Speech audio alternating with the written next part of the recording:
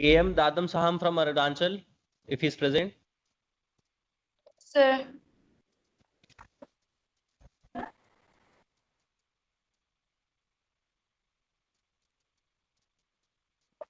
Present, sir.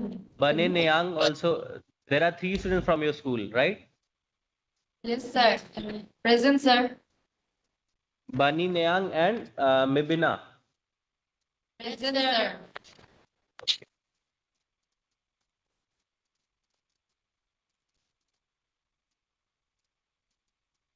Vijay from Government Senior Secondary School, Panchkula, Haryana.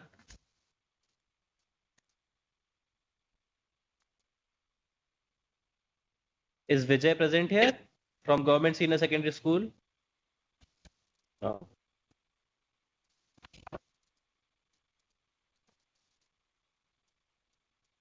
Anmol from Government Senior Secondary School, Haryana, Panchkula, Haryana.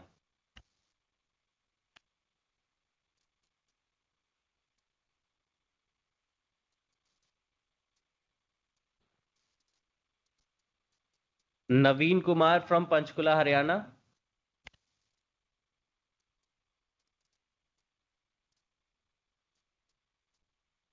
Kalin Patel from Modern Public School, Shalimar Bagh. Yes, sir. Present, sir.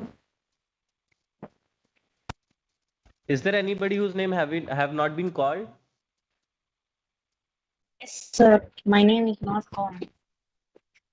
Can you please? Sir, am I audible? Yes, Hello, yes, sir. you are audible. Thank you, sir. From AP Model School, can you please tell your name? Tejonath, sir.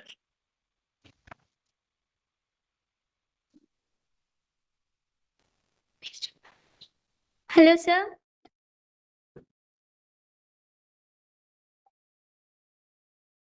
AP Model School, do we have Uday Shri here? AP Model School, Sirvel, sir. What's your name? Tejonath, sir.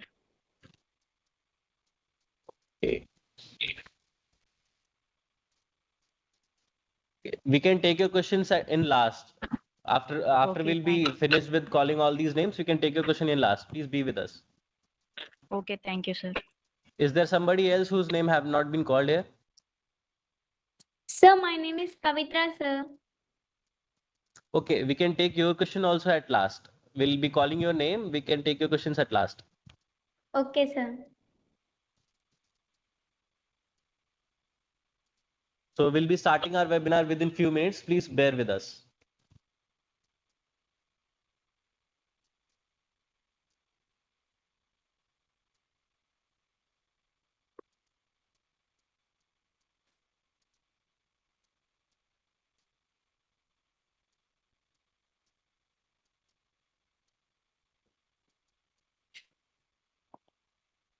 Hello, sir.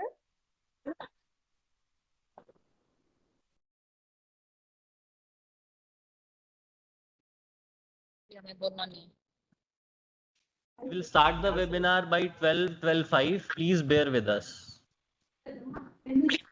Okay, sir.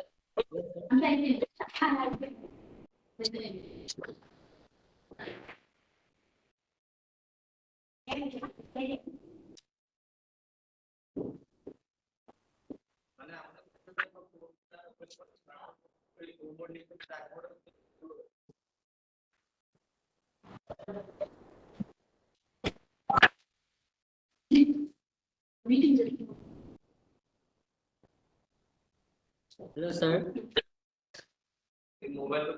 Hello.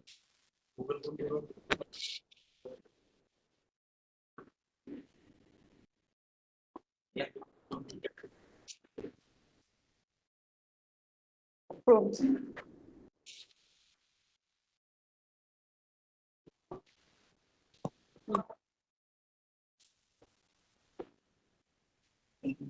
Setting. Email to email to link to the Oh, Gmail.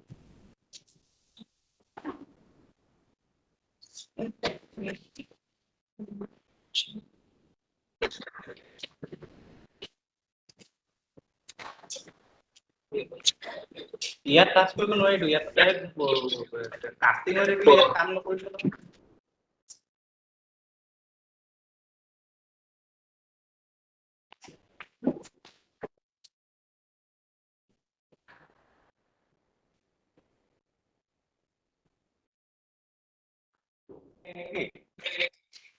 Go to that person.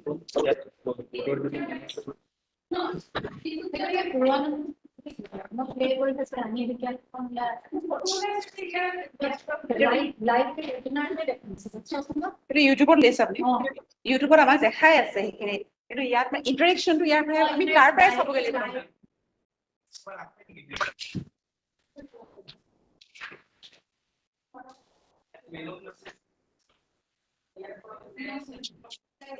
Oh, yeah, play into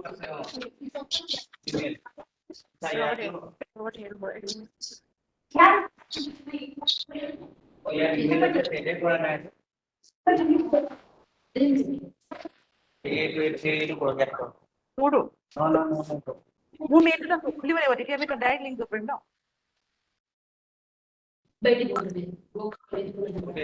সেটা link কৰিম ইয়াত action not allowed বুলি আহি আছে email setup কৰোতে action not allowed Google কিন্তু ইয়াত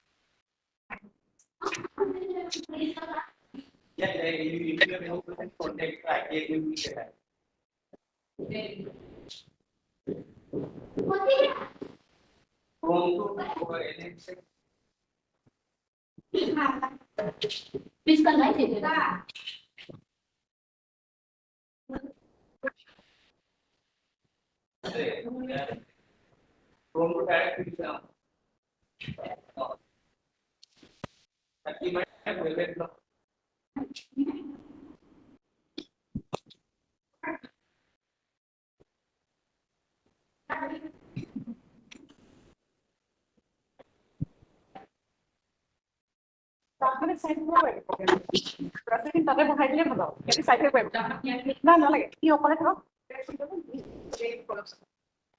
তাত নেদেখাই দিয়ে তাতে ইয়াতে দেখাব বাকী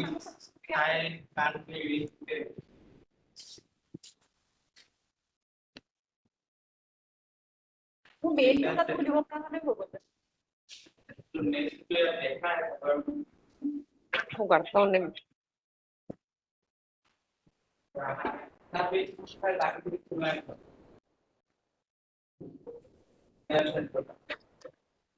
Everybody mute yourself.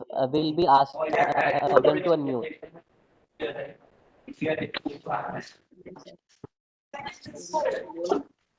Will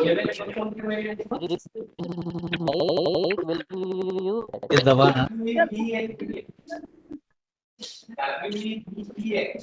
Excuse me, sir. Radhika is present from Fazilka G triple S.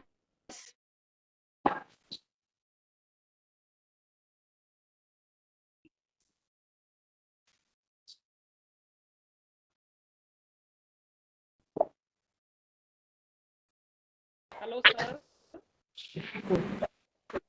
Akshara, Hello, sir. Akshara Bhava present from MM International School. Hello, sir.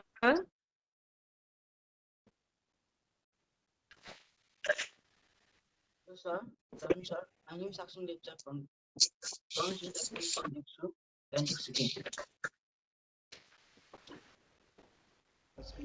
Everybody, please mute yourself. We'll be asking you when to unmute. And for questions, we'll be calling the names. Then we'll be taking questions one by one. Excuse me, sir. Yes, please. So you have called for Radhika. That time she was unable to unmute. Now she is available No on problem. side even if they are running. No problem. We have our guest here. He'll be interacting with all the students first. Then we'll be calling names one by one. Us time pe you can ask your question. Okay, sir. She was already missed. Am I audible? Please mute your audio now. Mute your audio now. Thank you so much. Good morning to all of you. My name is Colonel Rahul Srivastav. On behalf of the Ministry of Defense, I welcome you all to this interactive virtual session of VeerGatha 3. We had our last interaction on the 13th of September, and it was overwhelming to see the response that we received, which was more than 50,000 students joined online. Kindly mute your audios. Now, we are very happy to welcome you all, and a big thank you to the state and district nodal officers of the country, all the participants, and the coordinators and teachers for their involvement and efforts. Since as part of VeerGatha project, students are interacting with the gallantry awardees, I will briefly tell you about the gallantry awards. Firstly, our armed forces safeguard our borders, exhibiting bravery and sacrifice, right? So gallantry awards have been instituted to honor their valor, which are announced on Republic Day and Independence Day. Now, the awards instituted by the Government of India in 1950 are Paramveer Chakra, Mahavir Chakra, and please mute your mics. I can still hear the sound coming. Please mute your mics, please. So I was telling you the three awards, gallantry awards, were instituted in January 1950. They are Paramveer Chakra, Mahavir Chakra, and Veer Chakra. These are the wartime gallantry awards. Later, on the 4th of January 1952, three other gallantry awards were added. They are Ashok Chakra Class 1, Ashok Chakra Class 2, and Ashok Chakra Class 3, right? These three awards were later renamed as Ashok Chakra, Kirti Chakra, and Shaurya Chakra. These awards are known as Peacetime Gallantry Awards, right? To know more about the gallantry awards and the stories and of the heroes of our nation, you must visit the Gallantry Awards portal. This Gallantry Awards portal was launched in 2017 by Honorable Prime Minister Shri Modi ji, and this portal has a comprehensive database of comprising of text, photos, and videos and recordings of both written and oral records of all the awardees since 1947, right? And this is regularly updated also. This portal, Gallantry Awards portal, if you Google, you'll find out Gallantry Awards portal. This was relaunched with additional facilities, additional technological and other interactive features in it. Again, relaunched by the Honorable Defense Minister, Shri Rajnath Singh ji, in January 2023, right? This portal currently has accounts of more than 4,000 awardees, of which there are 21 Paramveer Chakras, 212 Mahavir Chakras, 34 Veer Chakras, 97 Ashok Chakras, 486 Kirti Chakras, and 2,122 Shaurya Chakras. In addition to this, fresh awards are announced on the Republic Day, as I told you, and Independence Day every year. The names of these awardees are uploaded on the portal and disseminated on social media and other platforms every year. Now, we would like to see, dear students, all of you to visit the Gallantry Awards portal and read the stories of our heroes, right? And other valuable contents which will make you a better citizen tomorrow. Now, as part of the introduction phase of VeerGatha 3, today we are here to introduce you to a brave heart of the nation who has done India proud. I am honored to introduce you, sitting on my left, to all our distinguished panelists today. His name is Colonel Vijayendra Kumar, and he is a Veer Chakra awardee. Colonel Vijayendra Kumar was commissioned in the Indian Army in 1984 and was posted in Dogra Regiment. In less than 5 years of service, Colonel Vijayendra, as a young captain, was selected as the commander of a special task force for the Operation Ibex, launched by the Indian Army in the Gyeongla Glacier. Gyeongla Glacier area in Siachen. Colonel Vijayendra displayed conspicuous courage and valor in the face of the enemy and was awarded a Veer Chakra. Now I request Colonel Vijayendra to please share his experience with you all. After listening to his experience, we will have questions from all of you, and please keep your audio mute till the time Colonel Vijayendra is speaking. Thank you, and over to Colonel Vijayendra. Thank you, sir. Good morning. Good morning to you, Colonel Rahul. All lovely children who are there connected from all across India and their teachers who are present there. So I am Colonel Vijayant Kumar. As Colonel Rahul already introduced me, I was a student like you long time back, about 40 years back in school. And after that, in my formative years, I was quite motivated by the army. Even my name, Vijayant, is after a very famous tank, Vijayant tank, which did a wonderful job in 1971 conflict with Pakistan and creation of Bangladesh. So while growing in school time, I was, in Agra, where the parachute regiment officers were there. And these officers looked very handsome and smart in their uniform. And so one of my major motivations going in for army. Apart from that, quite a few illustrious movies like Lalkar, Hindustan Ki Kasam came that time. And in my heart, there was a go and join army and do something for the country. So as Kal Srivastava already brought out, I was commissioned in 1984 into Dogra Regiment, 2 Battalion, the Dogra Regiment, 2nd Dogras. Now, in my initial formative years, I did courses in mountain warfare, commando course, and initial platoon weapons course.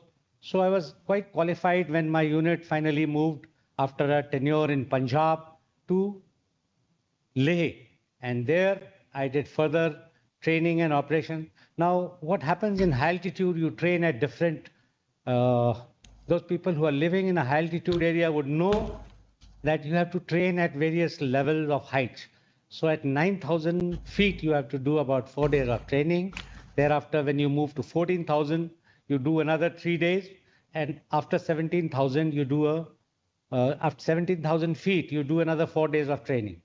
So after in the Leh area, my unit was posted for a tenure in Siachen Glacier in January 1989. Now I was at that time part of my unit, and I was leading a company in one of the dispositions in Glacier. In April 89, there was a team of Pakistani agents and their army who had occupied a small post in this place, Glacier Ridgeline. Now, Ridgeline is one which separates on both sides. The flow of Ridgeline of water, ice, snow, everything goes into the direction either side. Now, this place was so strategic from where they were bringing accurate fire on our supply lines, on our helicopters and our bases. Now, this was a small detachment which was complemented by their support, and they had put that place on a ridge line. Now, my unit was tasked to get removal of this particular post. So we were given a task to occupy another post which is further to the left of this and at a height of 6,400 meters. That is roughly about 22,000 feet. Now, I was tasked with this operation along with a team of 20 people, which were heli-landed into a particular area from where we opened a route to this top position in 4 days. Apart from that, there was another team of 10, one officer and 10 other ranks who were opening to the place we have landed a line from our nearest base. Now, this whole operation started on 11th of April, 1989.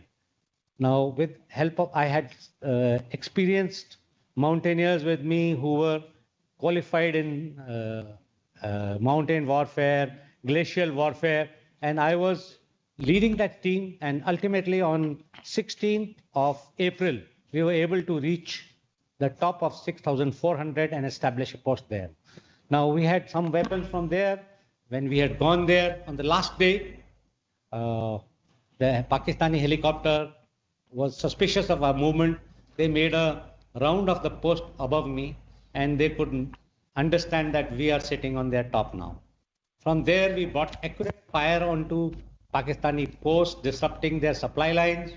And Since lot of that luggage, now that area you should understand, it is a rarefied oxygen. Rarefied oxygen मतलब बहुत कम oxygen होता है और उस height पर आपको acclimatise करने के बाद भी आप ज़्यादा नहीं कर सकते. So that particular place where I was there, now we could not bring heavy stuff there. So we were initially about 3 people there. With 3 people, I had established that post. Now to bring heavy thing, we had to had a helipad.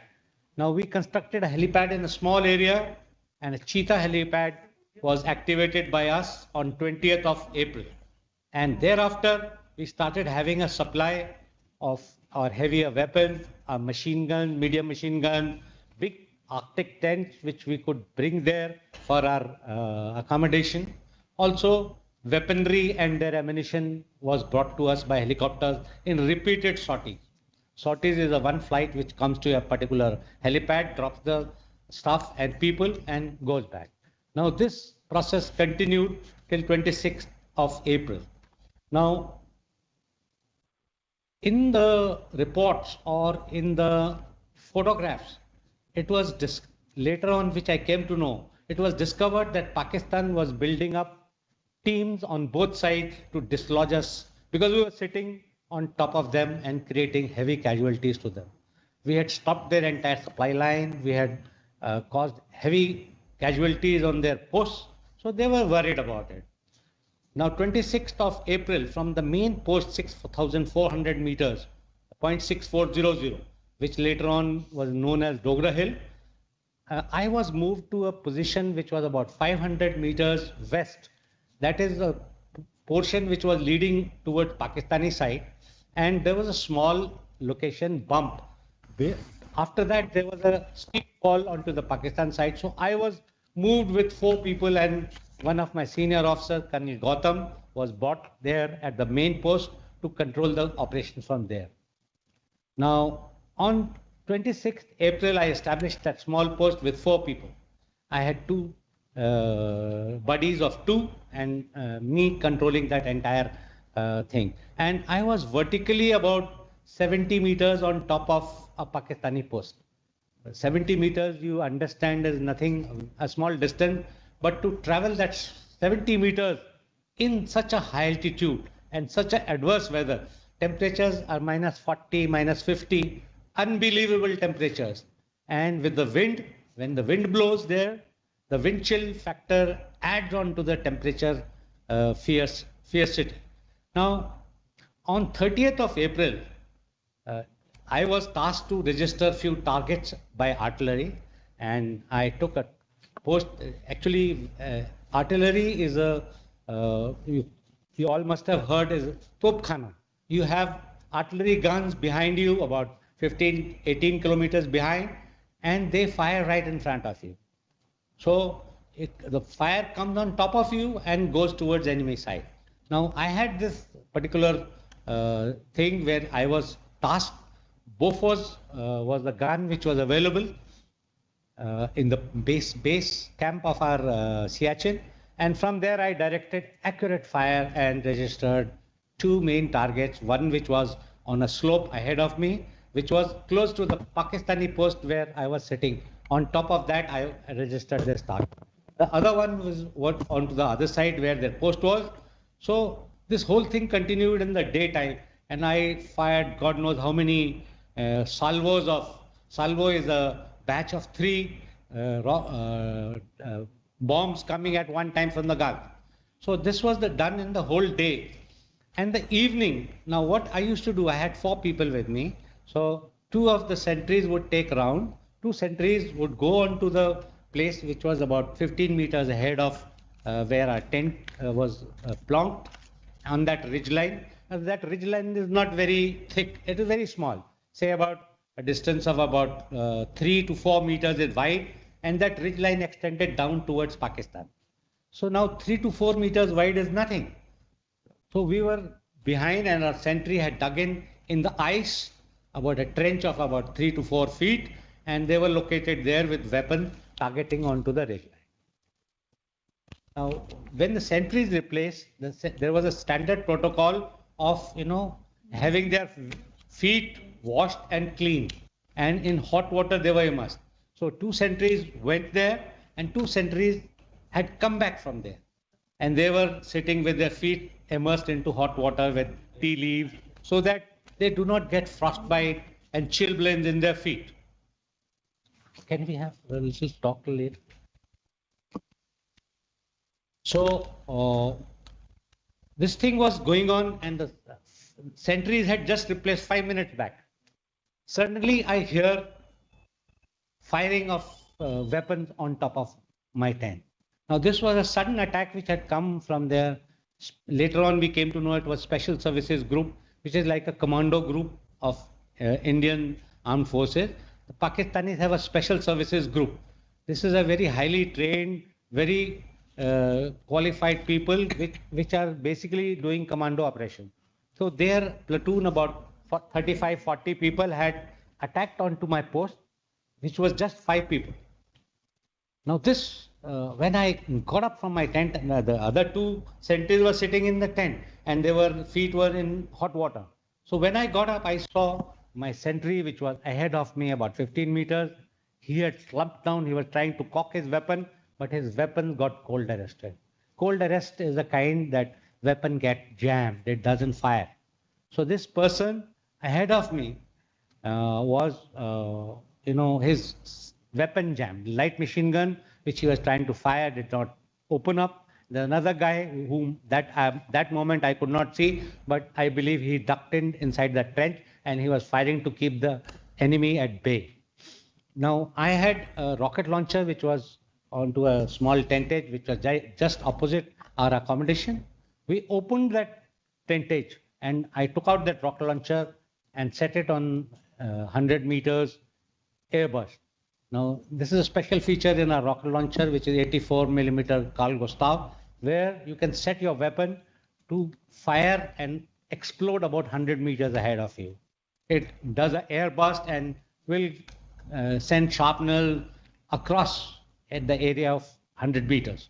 Now, when I got up, I fired into them. That huddle of all these 4-5 people who were attacking our sentries were in between, and I think they got it in the center. I don't know how many of them died, but at least 3-4 casualties. There were 5-6 of them, and they were firing with all weapons onto our tentage.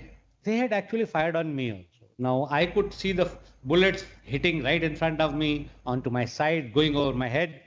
So I had initially thought that probably I am hit with a bullet. The distance was hardly any. They were about 20 meters ahead. 20 meters is a very small distance as far as weapon firing, and it's very accurate when you are firing in the range of 3 to 4 meters. So I thought, I had been hit.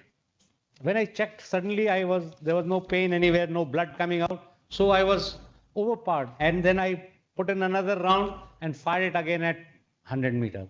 Third one, I kept ready. In between, the 2 people, sentries who had come as replacement, their feet were warm. They quickly had, put on their shoes and were ready to take place. Now this, we had only, fortunately, the other weapons we tried to cock, they were not working. So that means our other weapons also jammed. Only one weapon, which I had kept on a stove where we used to heat the water. That weapon was working. In weapon, there are moving parts.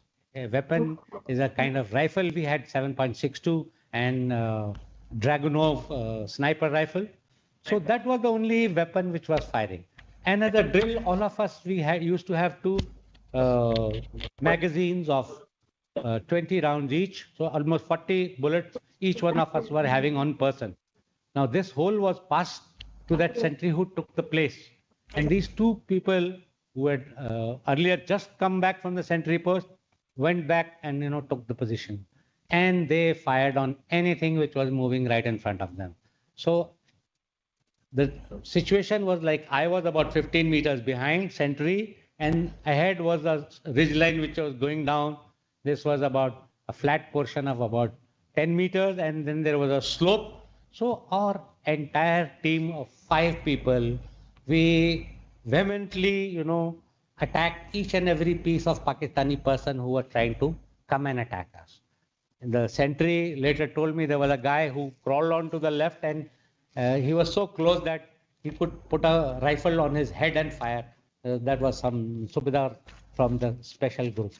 So we, in that entire operation, which we continued, I was totally out of contact with anybody. So at that time, when you are in conflict, you don't remember to control the radio set, and you were just filling in ammunition and giving it to your sentry, trying to heat up the other weapon.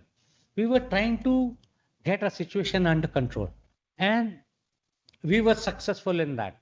So in a conflict which continued for more than an hour, then I suddenly realized our fire started coming up. And I think somebody had passed the information that, our post is attacked and all the people there have been killed, because they could see from behind all the people encircling us. Now there were 5 people, and obviously 2 of my sentries were not traceable by me. One was hit, so only 2 sentries and me with 3 people who were firing on them. After this, I went on to the radio set and picked up, and at that time, when the combat started, radio set is a set which connects you to the base. When I contacted them, they were very joyous. Initially, they thought that I've been captured and Pakistanis are telling me to transmit. But when they were confirmed it is me, with double the josh they had, they fired again. And that time the artillery fire which was coming from base was just falling right in front of me on toward Pakistani post, causing severe damage to them. Now this continued till about 2 hours, when we tried to retrieve our sentry who had been hit.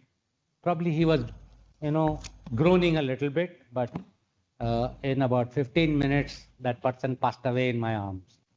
Lance Naik Prem Singh, he was my buddy, and he died in my hand. This whole operation continued for about 2 hours, and thereafter, with severe damage which we had caused, we had killed almost 1 officer and about 11, 12 of them in front of us.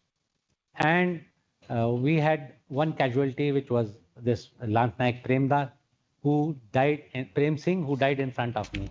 So our sentry 1 was dead, and other 2 people. Now what happened that time was, when we were handling weapons, filling up ammunition, that time you don't bother about protection. Otherwise, in Siachen, you have a very special protective clothing, which is all Austrian made. Your shoes are special, your kit you're wearing, your jackets, your trousers, they're all imported. Even you had layered clothing. Now, in hand also you have special gloves, but when you are in combat, you can't operate with them that effectively. So our hands were, in a bad shape.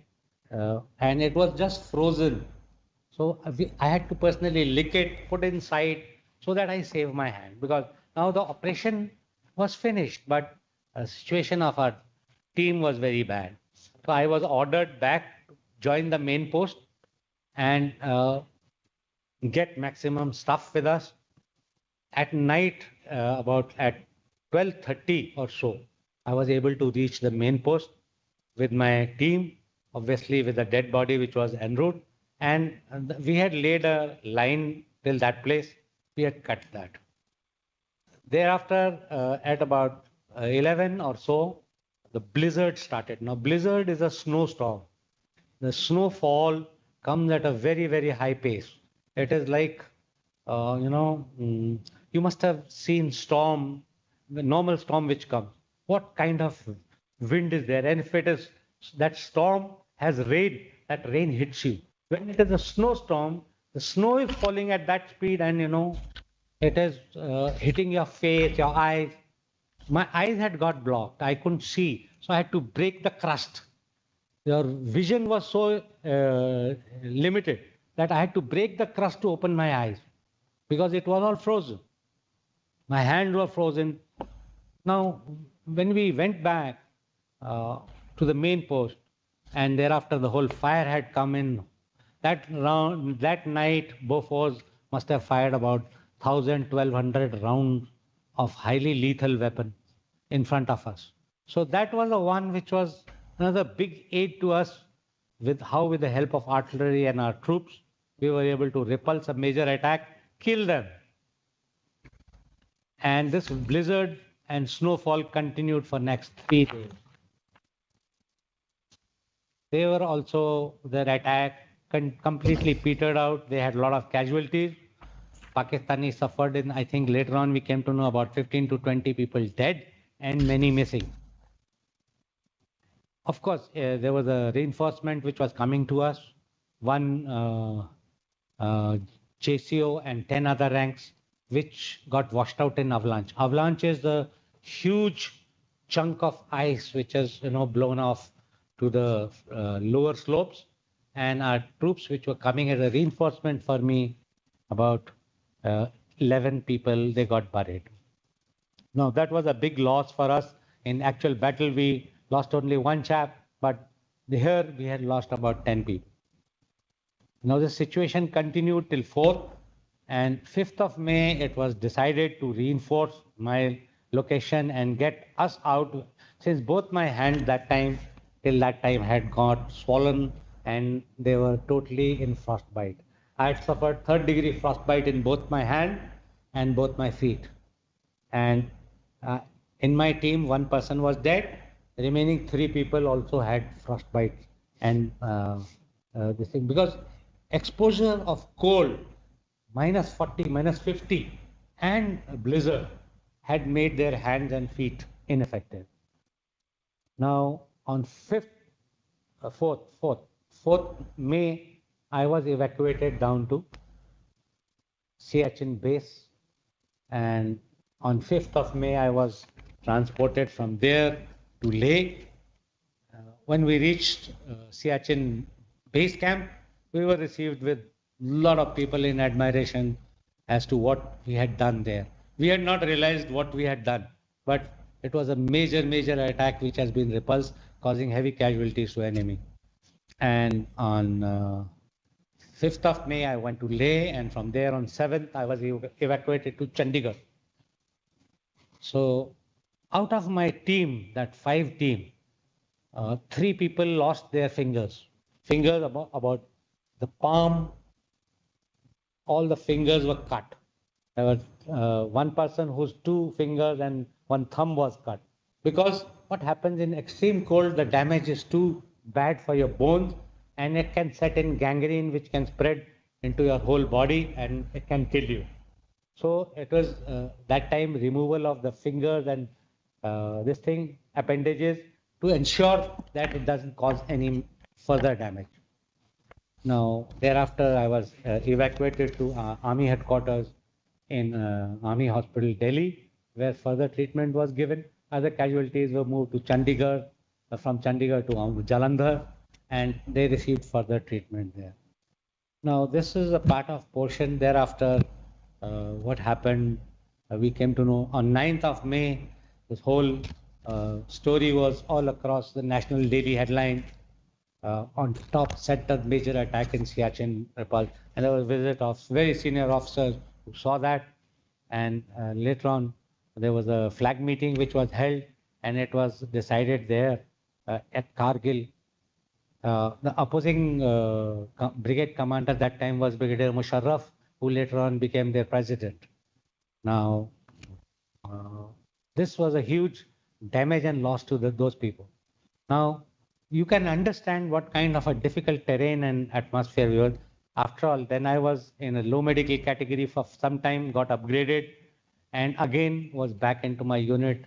I performed other operations in counterinsurgency, did my staff college in Wellington, and then I was a 2IC of our Rashtriya Rifle. Again, did a lot of encounters with terrorists who were Pakistani-aided terrorists in Kishtwar, Doda, Anantnag area. Then I commanded my battalion, 6 Dogras, at line of control and in Meerut. Finally, I had, due to some family reasons, I had to take a premature retirement out of army. And here I am. I was awarded with Veer Chakra on 92, in March, April 92. The effective date of award was the same date when the action had happened, that was 30th of April. The team of 5 we had, 3 people had got Veer Chakra, including 1 posthumous, Lance Naik Prem Singh, and two another people who were with us, they got Sena Medal. All five of us got awarded. Thereafter, now, since then, it was like a vivid dream. What had happened is so, clear to me. The photographic memory comes of that place, because I was that time a young captain, about 25, 26 years of age, and I had seen this action from such a close quarters that remains etched into my memories forever. So this is a part of the action which I did and for which I was given. Of course, I had received other later award as Chief of Army, Staff Commendation Card and others, but this was the biggest I came close to enemy. And I'm so happy that I was able to do so well and keep my country safe and do something for my country. Thank you all. If you have any other questions for me or anything, I'm now open to answering them. Thank you. Thank you, Colonel Vijayant, sir. So you all heard the heroic action of Colonel Vijayant, Veer Chakra, and how difficult it is. You would have realized that in higher reaches, those people who are from Sikkim and beyond, they can understand, and people who have at least seen the base camp, they can realize how difficult it is to fight in that terrain. You're fighting your enemy as well as you're fighting your climate, right? So now we'll take on questions from the students. I will say the name of the student, and only that student or that school nodal officer will unmute the audio. Rest all, please keep your audio muted. We will come to you all one by one, and we will try and see that we do not waste so much of time. And no disturbance, please. Okay. Thank you so much. Now, can we have Modern Public School, Kailin Patel? Good afternoon, everyone. I am Kailin Patel from Modern Public School, studying in Delhi. My question to Vijayant sir is that having won the Veer Chakra, what inspired you to show such an indomitable strength? Thank you. Can you repeat the question once again, please? Sure, sir. Having won the Veer Chakra, what inspired you to show such an indomitable strength? Okay. Now, to be very frank with you, when you are with your troops and you are in such a difficult situation, the thought of you all, our citizens who are sitting right across here and in other part of country, is utmost. If we can't keep that place safe, how can we keep you safe? Firstly. Secondly, a regiment's color. When you are in, say, I was in Dogra regiment. My troops were Dogras. We were fighting as one team. So the inspiration is your country, your unit, for which you can do anything, go beyond any means. The thought of your family and other people does not come in.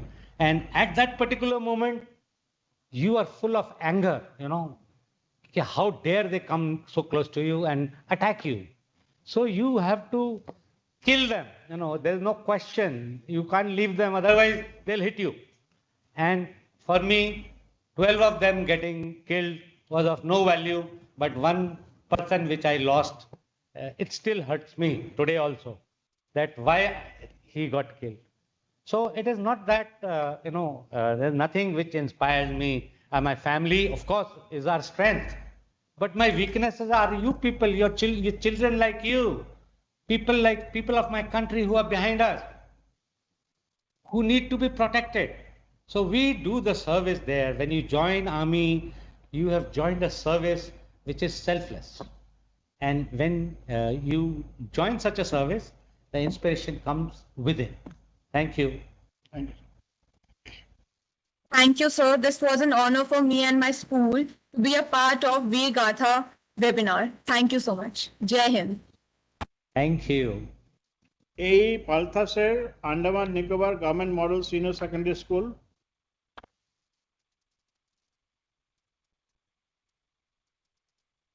Okay, Om Shakti, Hello. class 10, government.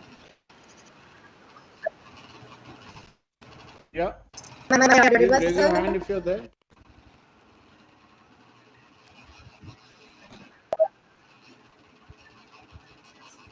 Sir, I'm Okay. sir, from Andaman Nicobar.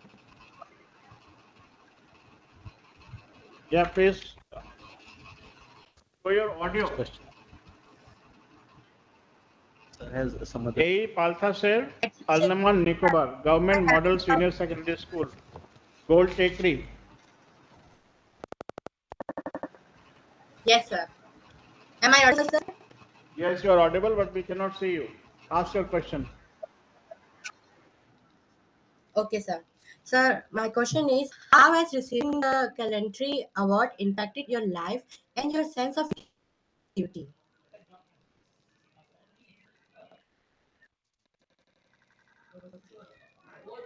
To be very frank, dear, we had done an action, and at that point of time, it required my best output to the country.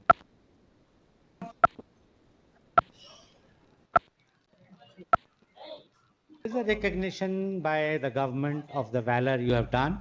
So it hardly, it impacted me in a sense that there was acknowledgement of my gallantry, and I was happy that, majority of my team was not lost. Only one person was lost, and he was also decorated with the same award, Veer Chakra, posthumously.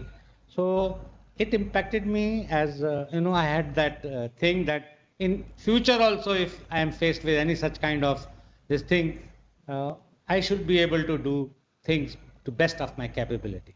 Thank you. Okay. Thank you so Government much, Model. sir. Thank you, thank you. Government Model Senior Secondary School, Om Shakti, class 10, Andaman Nicobar. Good afternoon, sir. I am audible, sir. Yes, you are audible. You can open your video also.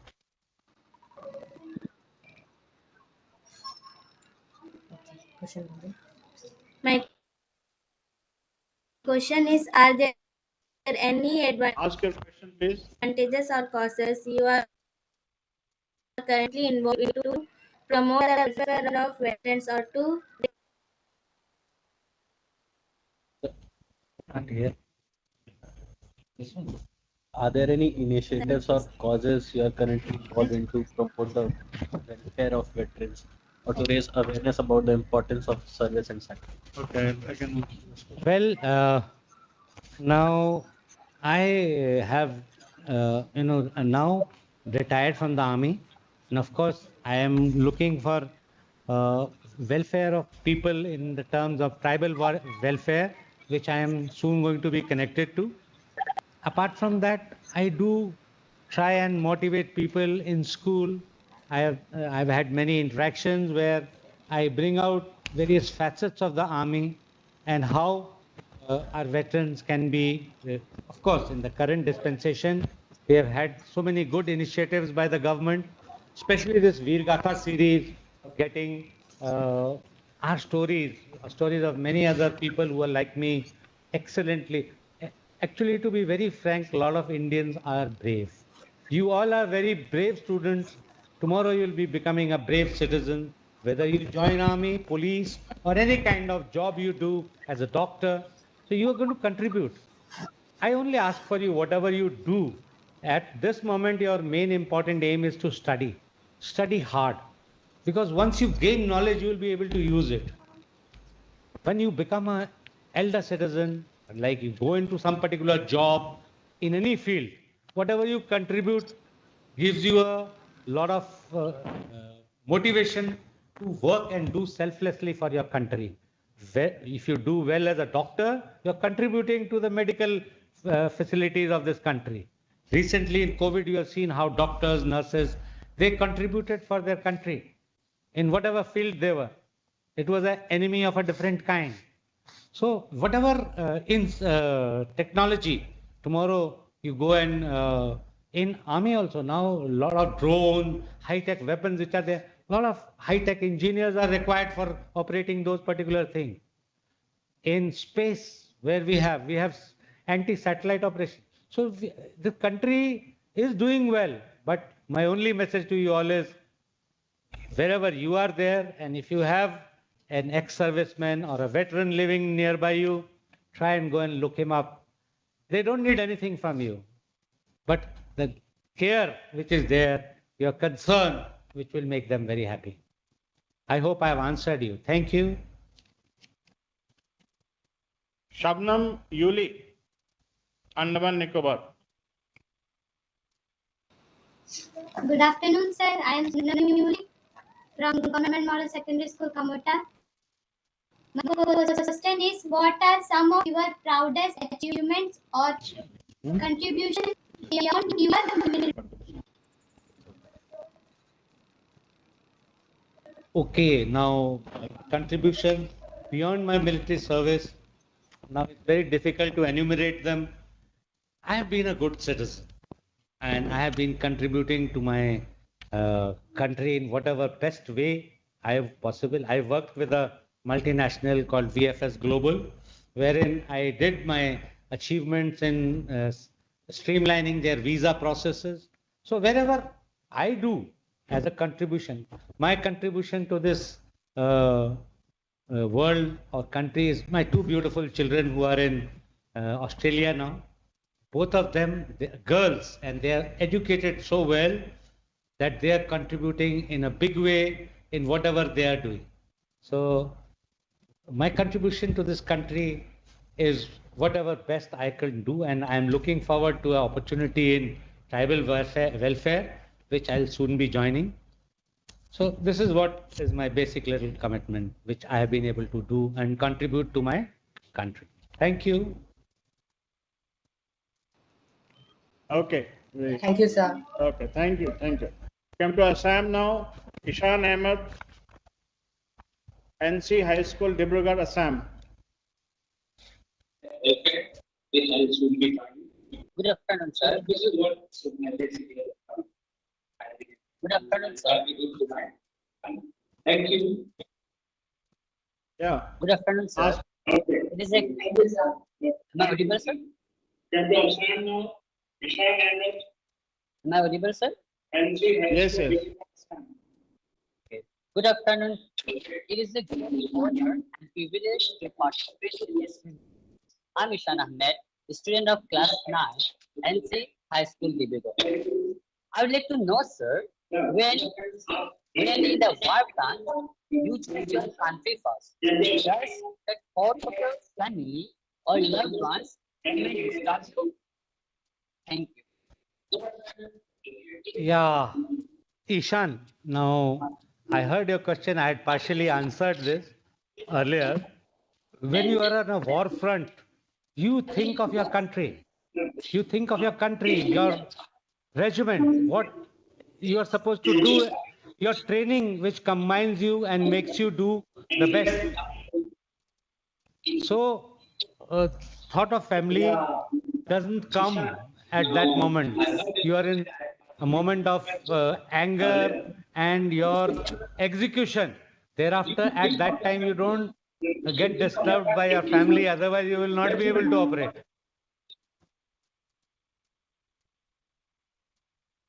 Okay. Thank you. Thank you, Karnataka. sir, for being a source of inspiration. Thank you. Thank you. Thank you. All the best. Karnataka, Pratigya Kumari, class 8, Government Higher Primary School, Ramnagar, Karnataka.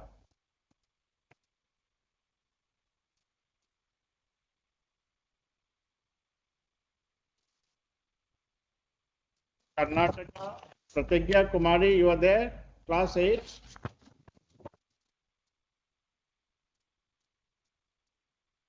Okay, Vishakhapatnam, Uday Shri, class 6, AP Model School.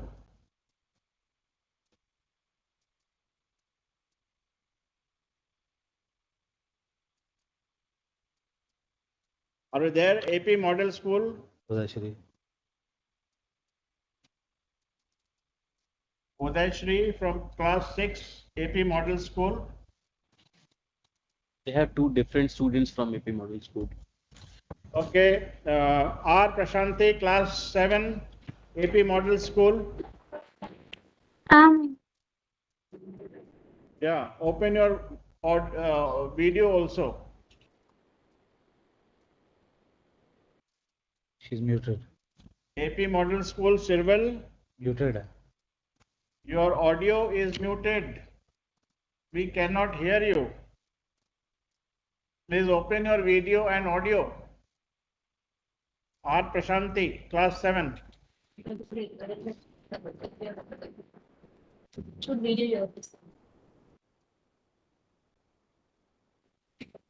Ask your question.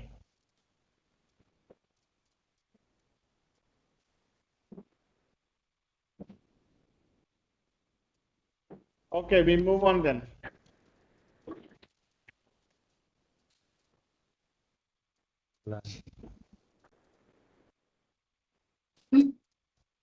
Yeah, ask your question. We can see you. Ask your question.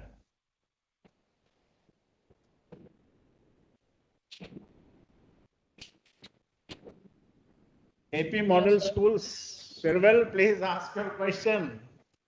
Hello, sir. Hello. Ask your question. Tell your name. So, my name is Tejunath. Hello, sir. Are you audible? Yes, yes, speak.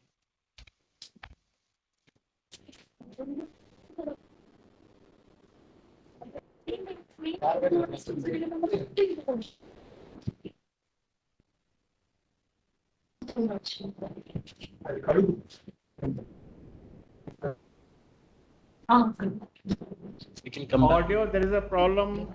Come back later.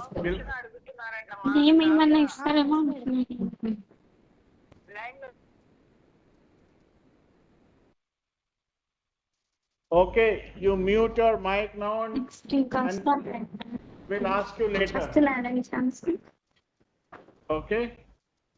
Sikkim class 9, Sakching Lepcha, Government Senior Secondary School, Gangtok, Sikkim.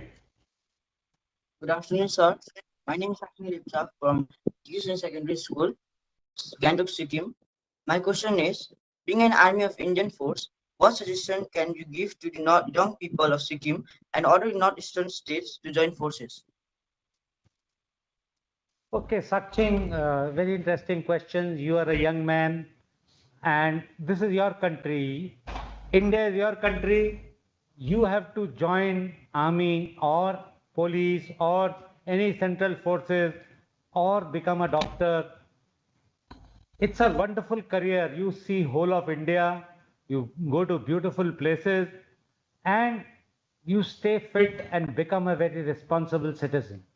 And Sikkim, I have been there. I have been to Gangtok. I have been to areas ahead of it, 17 Mile and North Sikkim. So I have seen that area and you guys are physically very fit. Now only thing is you have to study and make sure you qualify the requisite exam and keep yourself ready to join the armed forces. We need people from different, there are people already from Sikkim or from Arunachal or from Manipur. From all these places we have these very good people who are there and they contribute a lot to our country. I'm sure a lot of Sikkimis are, as it is, physically very qualified to serve the Indian Army. So it's a very good career. You join the state or this thing, then you are limited to a state boundary. But once you join Indian Armed Forces, you can travel all across India, even to different parts of the world. So yes, it's a very wonderful career, and I'll suggest all of you to look forward to join as an officer or a Jawan or whatever, and contribute to your country. It's your country, Sakchi. Your responsibility. Thank you. Thank you, sir. Okay, thank you. Ambala Akshara Pahwa, class 9, International School.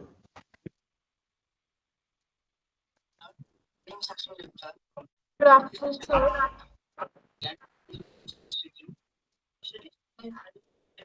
Yeah, ask your question. We can see you. So my question to you is that seeing your soldiers injured, how would you restore the energy to move further to finish the enemies? Seeing your soldiers injured, how you restore your energy to move further and finish No, the okay, enemies. okay, okay. You see, what happens is when you see a soldier injured, you feel very angry as to why my soldier is hit. So I don't need to gather any energy. It comes from within. You are my child. You know, if something happens to you, I'll break the head of person who's trying to do any damage to you. So similarly, a soldier is mine. They are my people. And if anybody tries to harm my people, I'll go all out of the way. I don't need to restore my energy. The feelings will come from within. Even for you, you are children, you're my children. And we won't want anybody to harm you. So the motivation comes from you, keeping our country and our people and our children safe. So the motivation comes from you. So there's nothing which I have to bring out and, gather anything. It will come from within. I hope I've answered you. Thank you, sir. It was a great opportunity to interact with you. What of? Thank you, Akshara. Thank you. Thank you. Delhi, Kalkaji, Veer Savarkar, SKB number 1, Tanisha Sen, class 12. Good afternoon, sir. My name is Tanisha Sen from Veer Savarkar, SKV number 1, Kalkaji. My question to you is, what initiatives are being taken to ensure that the stories of unsung heroes in the Indian Army, especially those from remote or marginalized communities, are brought to light through the VeerGatha? Yes, very good question, Tanisha. Tanisha, you see what happens is this series of interaction through VeerGatha series is one of those measures wherein a lot of people will hear how we as Indians, I am like you only. I am not something very different born out of some other place. I am like you. But people like, whatever we have done through this VeerGatha series, we are bringing you stories and what actual things happened on ground and, let you know. So even our stories are from all kind of, our troops hail from all over India, whether it is from Bihar, from Manipur, from Arunachal, from Sikkim, from Tamil Nadu. So wherever the children are there from, so all these stories which are being brought, and what Colonel Rahul has said, please log in into this portal. You will find everything which how people have performed in different places. So this is already being brought out, and of course, interaction at all the places. These things are brought out. I hope I've answered you. Thank you. Thank you, sir. Now, Tanisha, I'll also bring out one more point here. Similar thing, what sir has already brought out. Now, you asked what initiatives are being taken to ensure that the stories of the unsung heroes, right? Now, you are also a monitor. You are also an ambassador. You can also sing the stories of the unsung heroes. You see the movies that are coming up, right?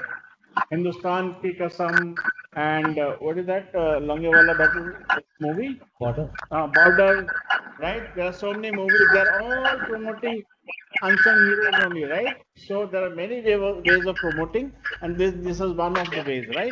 And VeerGatha and Gallantry Awards portal you must visit to read the stories. Okay, thank you.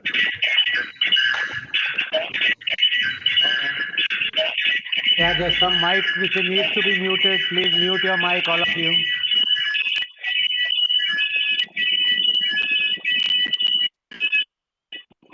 Thank you. No, there's somebody who is Mic is open. somebody who is put his mic on. Please mute it.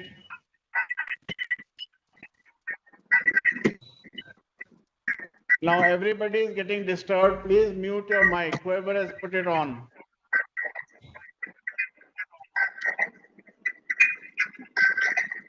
Somebody's trying to speak on the trainer. So we can get it mute from him. I guess they're muted. Okay. Delhi Anand Vihar, Sri Hari class 9 by Paramanand Vidya Mandir.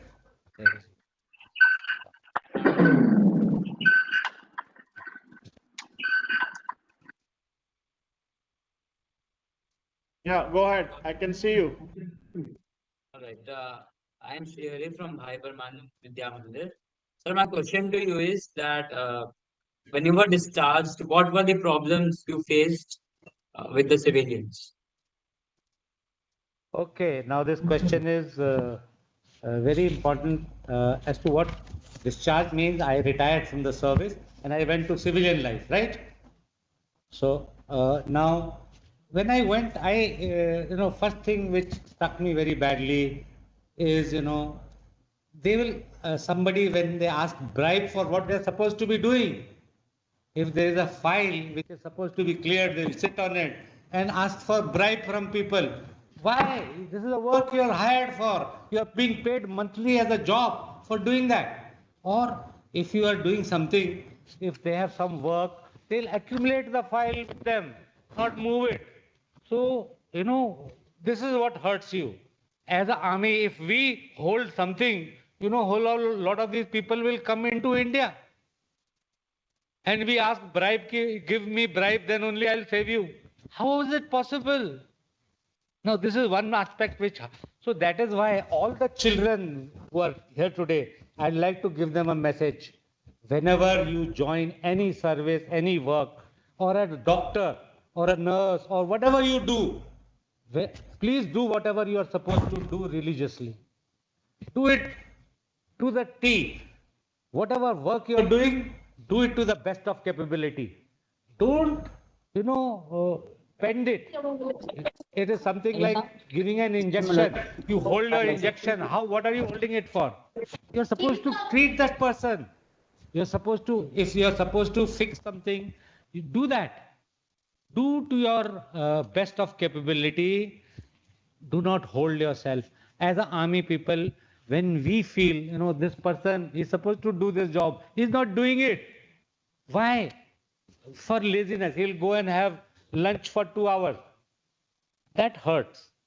You feel, why is he wasting time of public? He's supposed to be doing this work. He should do it. So that is one portion which hurts you. Secondly, when uh, any defense forces personnel, ex-serviceman, whether it's a Jawan or a JCO or an officer, who comes with a problem. Now, you see, when army people, they work on the border, they don't think that I will save only my village people, I'll save only my relatives or my wife or children. They'll save the whole country. They don't think of what is going to happen. But if they are coming for any work, all of you should extend a help or whatever you can do. Little you can do, do it. So I would like, in any profession, wherever you go, please help out and do best for your soldiers. A country which doesn't respect soldiers goes to the doom. And country like India is to go high. Even yesterday, 2 days back, we have had 2 casualties. I was very happy to see what kind of support and people they gave in Panipat and in Mohali to their final journey. So it is that is the minimum you require from everybody. So do your soldiers proud. Thank you. Thank you. Okay. Naveen, class 12, from SSS Harewali, Delhi.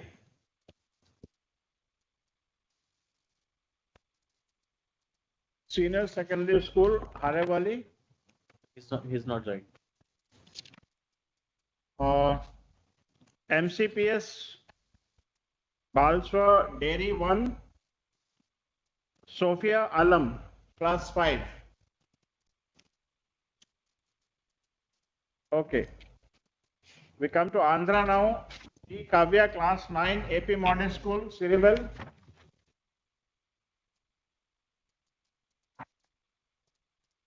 AP Model School, Siribel. Hello, sir.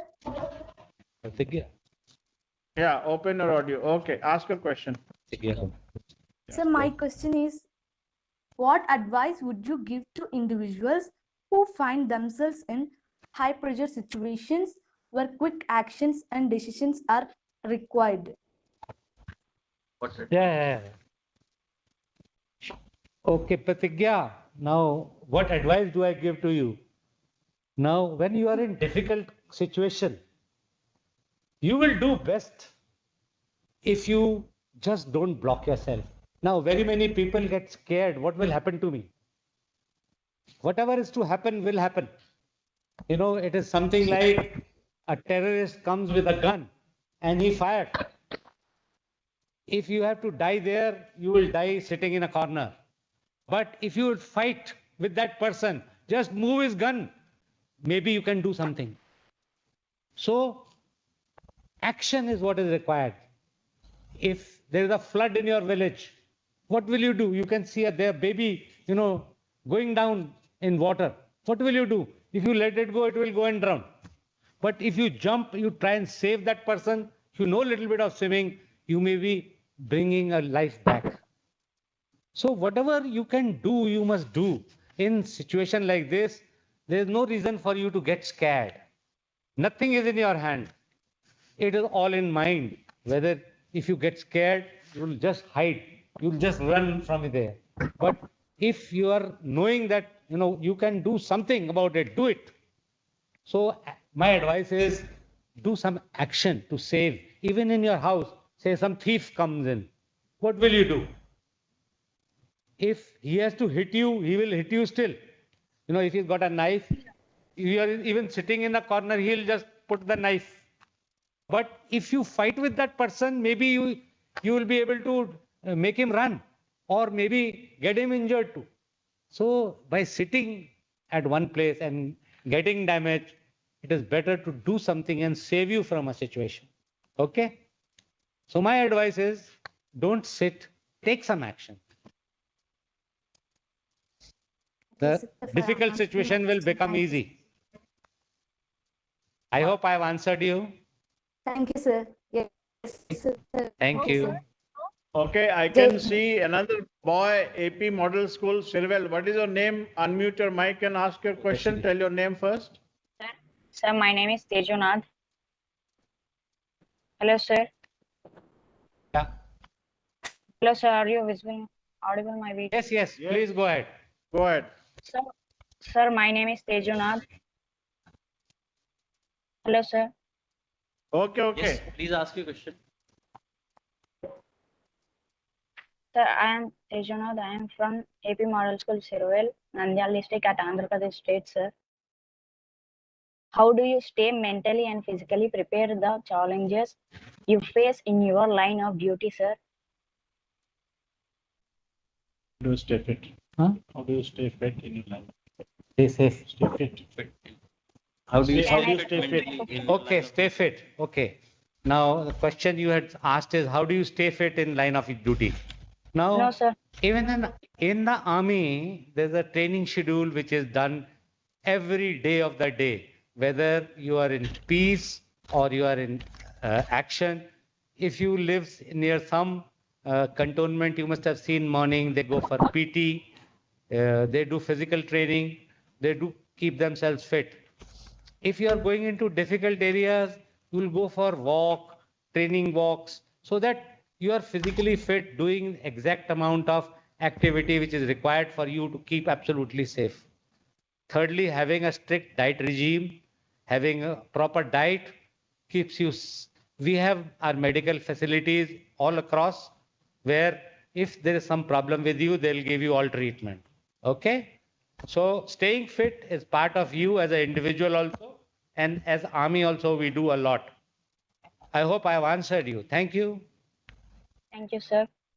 Jain, sir. Jain, sir. Jain, sir. Please. Jai Hind, sir. Thank you, sir. Thank you, Jai Hello, Hind, Thank you. sir. Jain, sir. Thank you. Okay, ask your question. We are from Bhalaswa Dairy, First Delhi.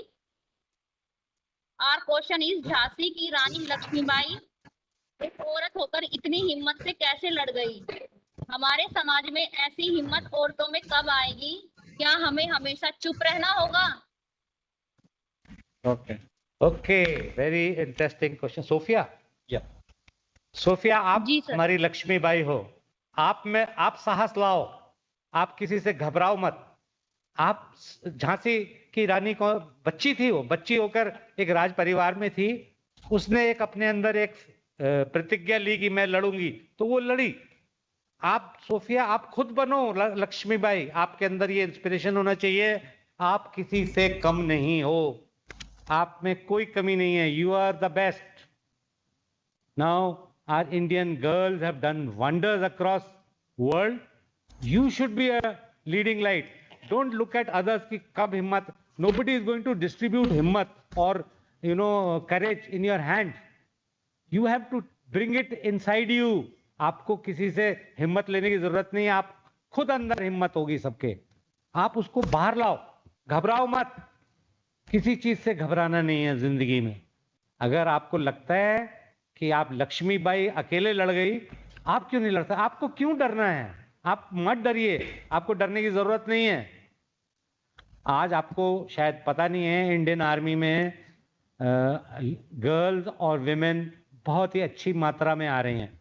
हर तरह के operation मेरे ख्याल से अभी सिर्फ infantry में नहीं आई हैं।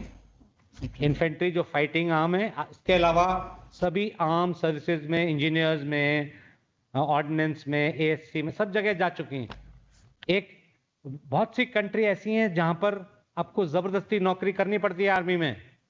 इजराइल है, आप देखिए यूएस है, उनको सबको 5-5 साल नौकरी करनी पड़ती है। तो वो हिम्मत अंदर से लाते हैं। और सर्वाइवल का इशू है। अगर आप सबसे डर डर के रहेंगे तो आप हमेशा डरते ही रहेंगे। अपनी सही जगह पर सही चीज के लिए जगह लो। मैं ये नहीं कहता कि गलत काम करो और फिर जगह लो। अच्छा काम करो, सही रहो, और उसके ऊपर आप take your position. You will fight like Lakshmibai. All of you girls who are sitting there, bring it inside you that you will fight for your rights. You will not get scared. Why should you get scared? Sophia ji, आप बनोगी Lakshmibai? Sophia, you're there? I'm sure Sophia Alam will do it. Okay, thank you. Do we have OS Ashraf, class 12 from Pulwama, J&K?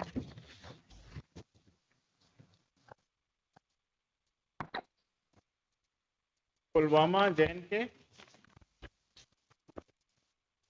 बेटा पता नहीं हमारे मुंह आएंगे नहीं आएंगे, आवाज तो पक्का आएगी। कुछ हो जाओ, आवाज तो पक्का आएगी। Say again. वही मुझे देखना है एक बार। By mistake, they're speaking on with the mics open. Please mute Suman. your mics. Suman. The nodal officer. Sophia. Sophia, please mute your mics. Okay, fine. We move on to next question. Mahe Puducherry. Kavya. Kavya.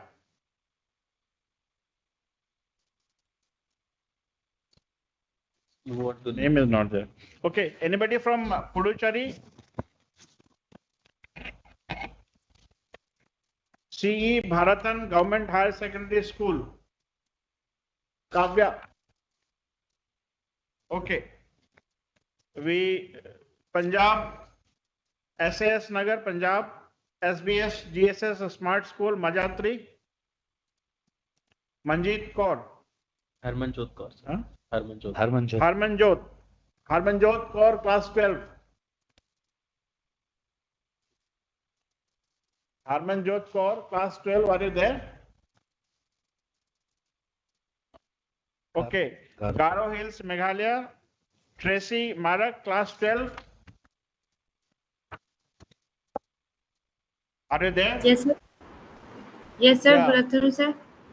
Ask your question. Sir, please. my question is, what is the true meaning of bravery in modern times?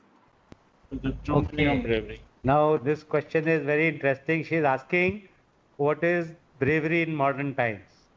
Bravery in modern time is standing to yourself, standing to the line of truth, be it any field, be it any kind of work you do. If you are truthfully doing it, it is bravery.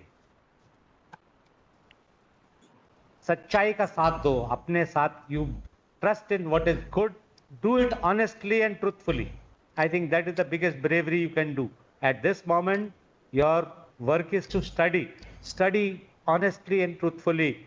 It will empower you to become a very good citizen, a very knowledgeable citizen, and it will be a bravery when even if you take part in any sports, you put 100% behind you so that you are able to do justice to that particular thing. Okay? Bravery always does not mean fighting and killing and what. No. Bravery is fighting for truth. If you are truthfully and honestly doing something, that is a bravery at your level. I hope I answered you. Okay. Yes, sir. Okay.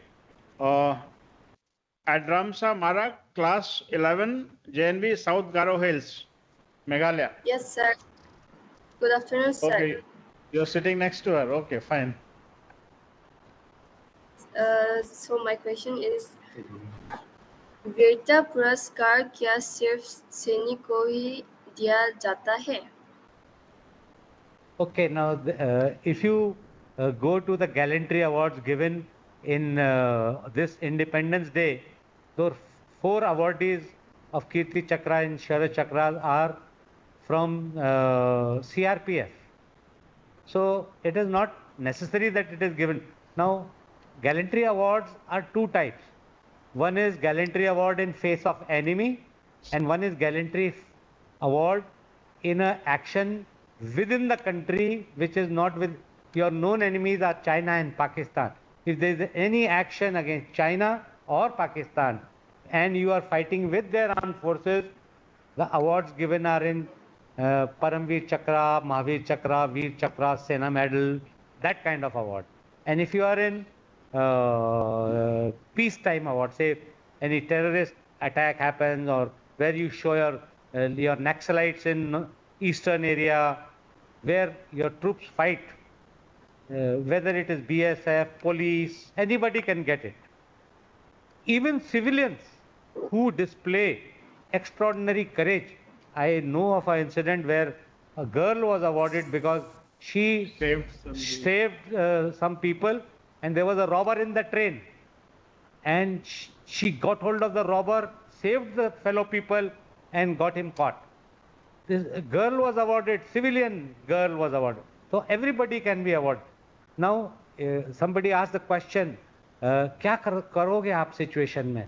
Now, this is a situation where you are faced in a situation, people are robbing. There is one robber, but he is, robbing because everybody is scared. If everybody catch him, where will he go? Okay? So it can be given to civilians as well as your paramilitary forces, police, when they do conspicuous acts of gallantry within the country or performing their duties. I hope I have answered you, Adramask. Thank you, sir. Marak. Adramasa Marak. Yes, sir. Thank you, sir. Thank you. Okay, Gurugram, Nidhi, class 12 from JNV, Gurugram.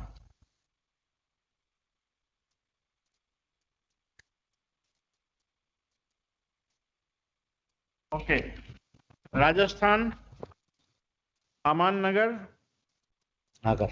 Aman Nagar, class 12, Jawahar Navodaya Vidyalaya, Kherli, district Dausa. Yes, sir.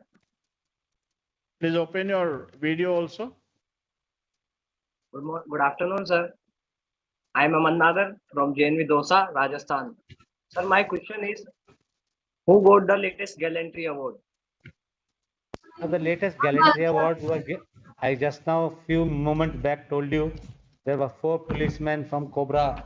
I don't remember their name exactly, but they they just got the award this 15th of August from the Cobra battalion I think they got it in eastern Jharkhand or someplace for their conspicuous acts of gallery. I'm sorry, I did not Oh, I get think that. it's Inspector Dilip Kumar Das, Head Constable Raj Kumar Yadav, and Bablu Rabha. These are the ones, and then Sambhu Roy. They all got the Kirti Chakra posthumous. So let's play our homage to them now that we're talking about it. Have your question has been answered? Aman? Yes, sir. Aman? Okay, thank you. Thank you, sir. Fazilka, Radhika, class 10. Yes, sir. Good afternoon, sir. My name is Radhika. I'm from Government Senior Secondary School, Ladika, District Fazilka. So my question is, how does an army person feels in the beginning days of his career? Kindly share your experiences. Thank you. Okay, how does an army man feel in the beginning years? Now, the beginning years are your conversion from a civilian to an army person, whether in the regimental center or for officers, it is academy, National Defense Academy, Air Force Academy, Indian Military Academy, wherever. Now, that is where you get your training.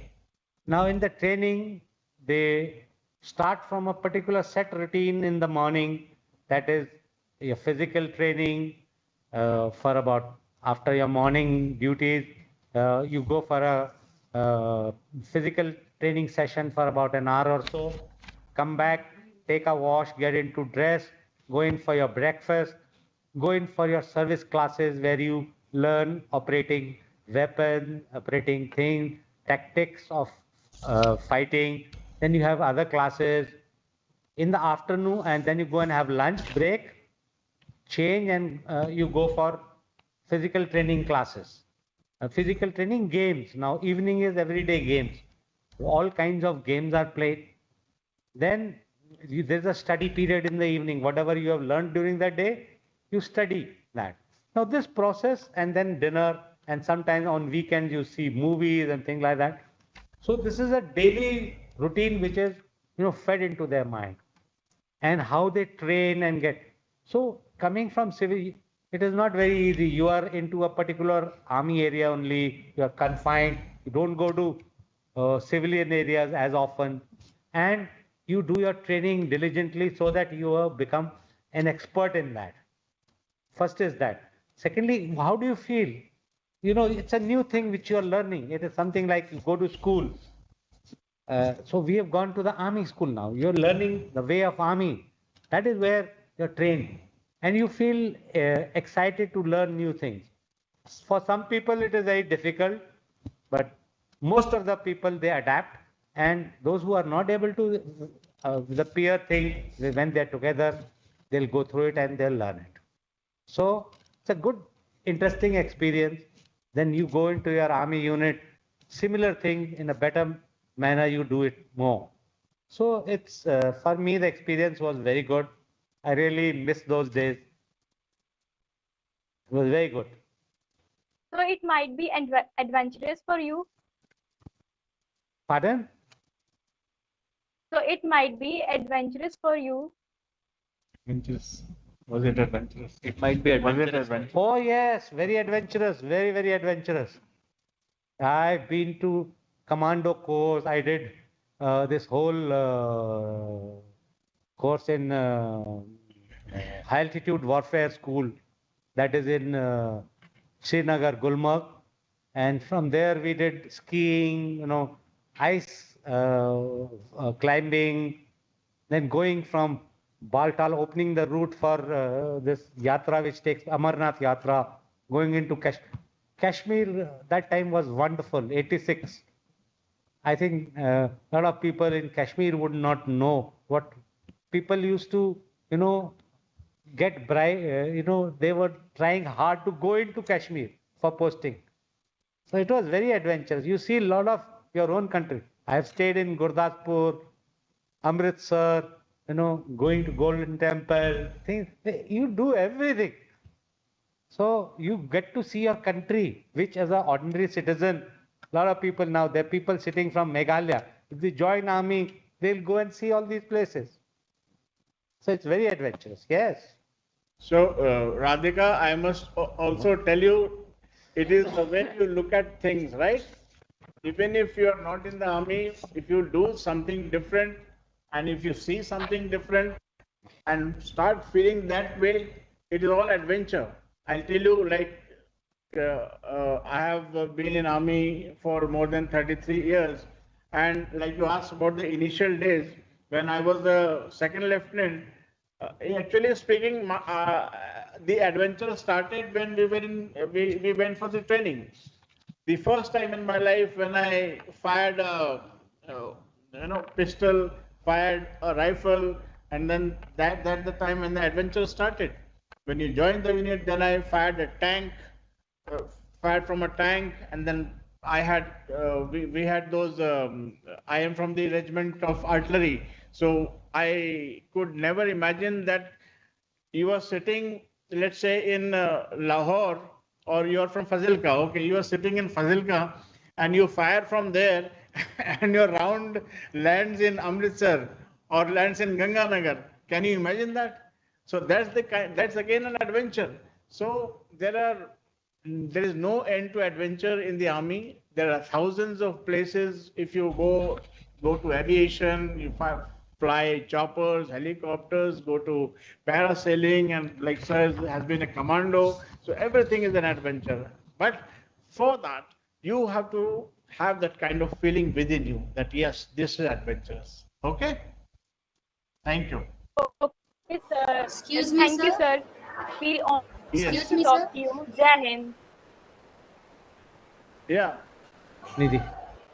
Sir, sorry I Yeah. was unable to ask the question that time. Can I ask now? Yes, Nidhi, go ahead. Okay, good afternoon, sir. This is Nidija from JNV Gurugram. And my question for you is that what are your expectations from the society as a gallantry awardee? Do you expect from the society as a gallantry award? What do I expect? I don't expect anything from anybody being a gallantry awardee. I did my work, which was acknowledged by the government, but what I expect from people like you, a young child like you, to get inspired and get yourself motivated to do good things in life.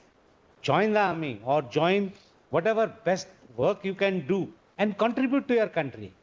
I expect everybody to do the duty properly. I do not expect them to come and salute me or do what. No, I expect you to do well.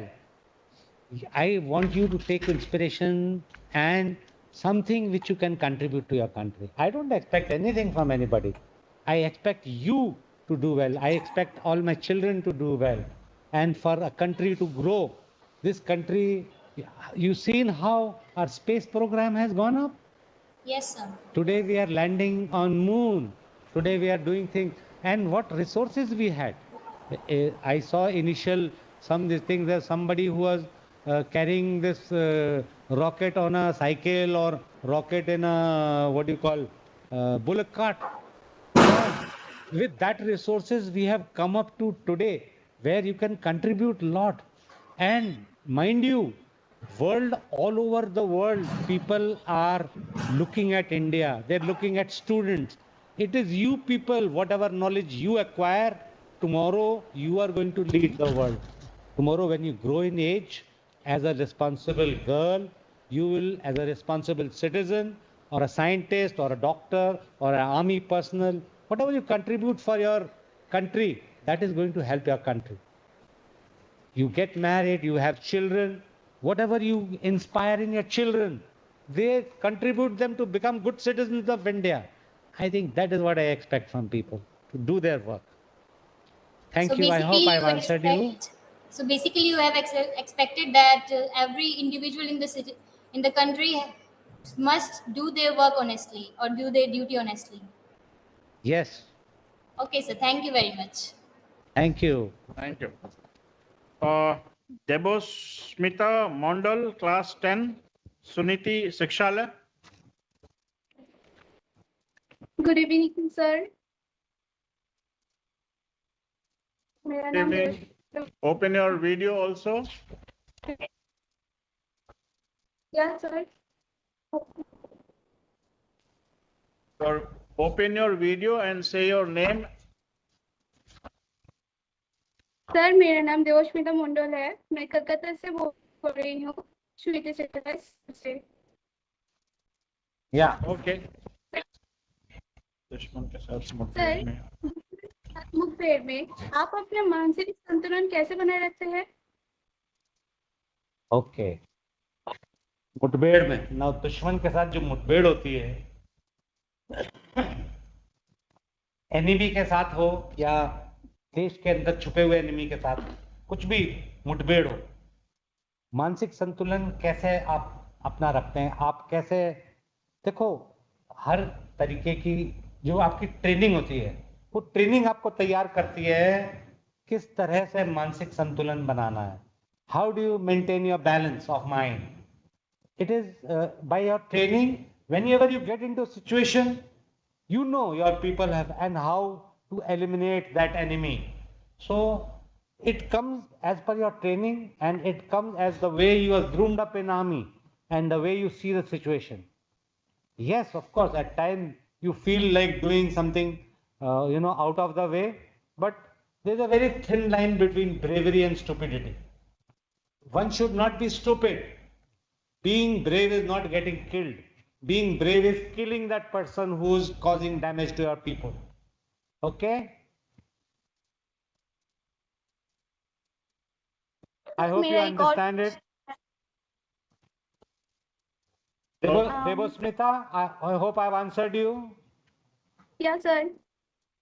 Thank you. Sir मेरा एक और question है आपसे army और BSF में क्या अंतर है आर्मी और बीएसएफ आर्मी और बीएसएफ देखो Indian army Indian arm forces में या कंट्री की सिक्योरिटी के लिए they have a various kind of defence people army is suppose to fight the enemy in a organized manner and in sensitive places they occupy own territory to defend it now border security force the important word is border now there's an international border with India from Gujarat to Jammu where it is international border demarcated the people who maintain that all the time is BSF similarly in east of the country in Assam in Bengal you must have seen in your area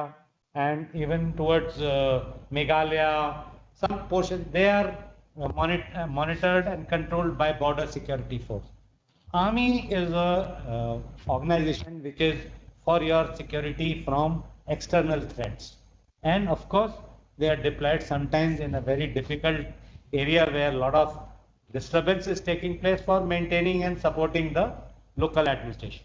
Then you have a central reserve police force. This is a central reserve force, is another paramilitary force. This is to quell the internal disturbances, help in conduction of elections and maintaining security within the country. Then there is a Indo-Tibetan border force. Now this Indo-Tibetan border force is in north of country in higher reaches of Himachal and towards J&K, towards Tibet. Now these are Indo-Tibetan border police. So the border with Tibet is completely monitored by them. Then of course there are very state police forces. State police forces you have their own STF special task forces, their reserve police, then police. So there are various organizations which have got earmarked line of duty. So earmarked line of duty for border security forces maintenance of peace and tranquility across international border. I hope I have answered you. Yes. Thank you. Jai Hind. Thank you. Okay, Beta, you must understand the military comes under the Ministry of Defense. Okay. And there are others, like Sir has brought out, Colonel Vijayant has brought out. We have Border Security Force. It is Central Armed Police Force, CAPF. Okay. It comes under the Home Ministry. Okay.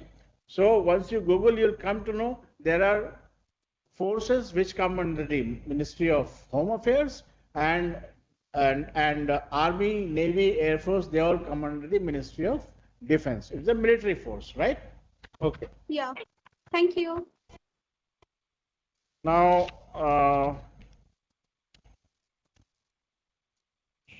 Sonia Sonkar is here. Yes, sir. You have asked your question? Okay. Yes, sir. Not Sonia Sonkar, ask your question, class 7. पिछले 15 वर्षों में सेना बाहिनी में किस तरह की उन्नतिशील परिवर्तन सामने आई है? Can you repeat your question, please? Last 15 years. Hmm? Last 15 years, Army changes हैं. में किस तरह पिछले 15 वर्षों में सेना में किस तरह के उन्नतिशील परिवर्तन सामने आए हैं? Okay. Now, Suniti, Indian Army is an evolving force. Now, as I told you earlier, we did not have different kind of weapons what we have today. The weapon upgrade has happened. It's a continuous process. Now, what happens is the new technology comes, new weapons come, new equipment comes. Drones nobody understood and thought about drones 15-20 years back. Today drones play such an important part in monitoring carriage of lethal devices. Also, even nowadays these drones have come which can fire also. You don't need to send your people, send these drones with weaponry. Americans, they have big drone attack with missiles. They can see, attack, and just move back. So your with advent of technology and advent of newer equipment, your communication device. I'll tell you one simple story about devices. Now, when I was a school student like you in 6th or 7th class, that time, to get a telephone connection, you had to wait for 2 years. That because a landline had to be laid so that a telephone can be connected.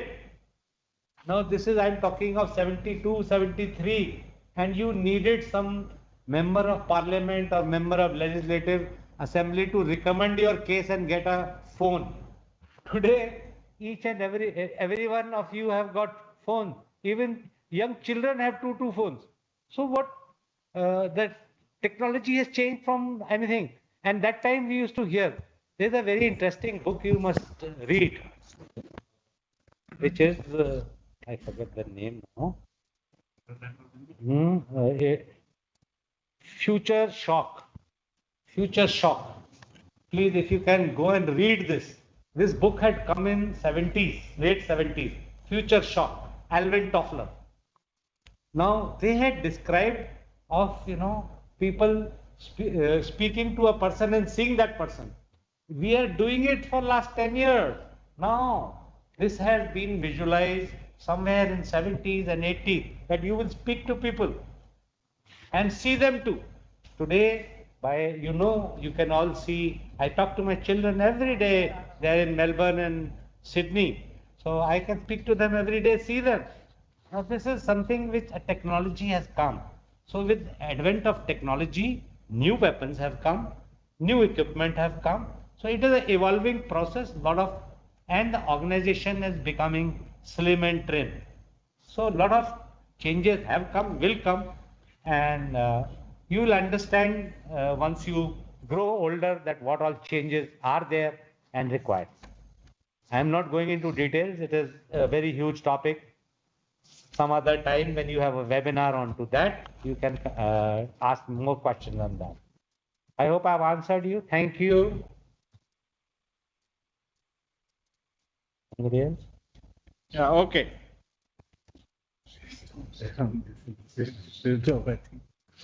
Okay, Namchi from South Sikkim, Government Senior Secondary School, Nandugaon. Yes, you're there? Sushil Tamang. Yes, sir. Good afternoon, sir. Good afternoon, Sushil. Sir, my question is, what was your feat for which you won the Gallantry Award? Yeah, okay, I told you. Now, initially, I described this in detail as to what Yes. action took place, where I had this action, and where I was decorated for. My whole team got decorated for that. And incidentally, let me tell you that there was a Tamang from Ladakh Scout. Yes, I'm reminded of your name. He was also in that operation as a facilitator, a climber who was assigned to us. Open Tamang. your video. I can't see your face. Your video is not open, Tamang. Yes, sir. Sir, some technical problems. I cannot open my camera. Okay, sir. okay. Okay, no worries. Ritika Rai, class 11. None of the students from second. Kashish Rai, Ayush Gurung. This did not join. All others are not joining. Okay, Andaman Nicobar. Palthasher, class 10. Government Model Senior Secondary School, Gold Takery. Already taken our questions. Let's go. Munish Kumar, class 10. Government Model Senior Secondary School, Gold Takery.